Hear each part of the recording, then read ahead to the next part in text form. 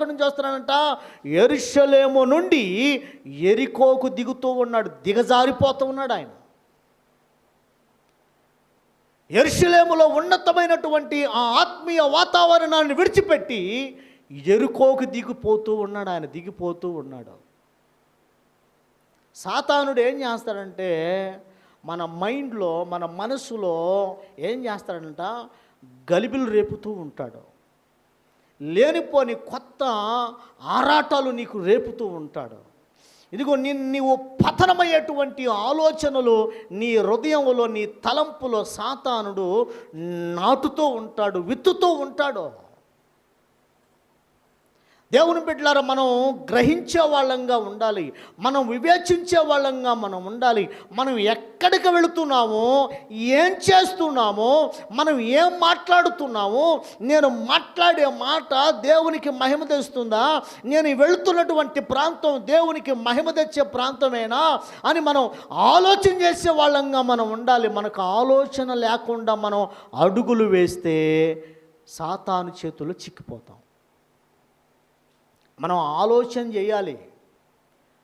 ఒక్క అడుగు ఆలోచన చేసి, ఆగి ఆలోచన చేసి మన నడక ప్రారంభించాలి.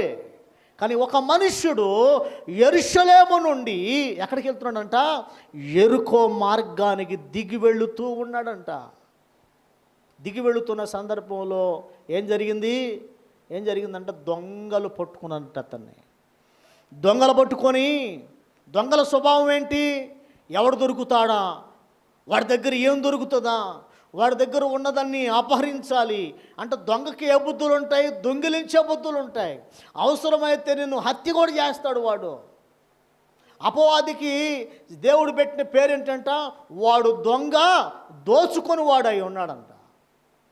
దేవుని బిడ్డలారా, దేవుడు మనకు ఒక ఉన్నతమైన స్థాయిని దేవుడు ఇచ్చాడు. ఈ ఆత్మీయ జీవితంలో నీ స్థాయికి నీకు తెలుసు, నీ భక్తి నీకు తెలుసు, నీ విశ్వాసం నీకు తెలుసు, నువ్వెంత పరిశుద్ధురాలువో నీకు తెలుసు.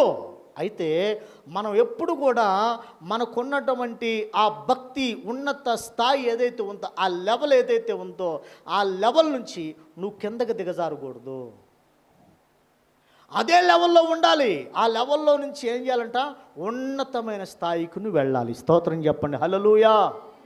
మనం ఎక్కి వెళ్ళిపోయే వారంగా ఉండాలి, కానీ దిగజారిపోయే వాళ్ళంగా మనం ఉండకూడదు. కొంతమంది మారు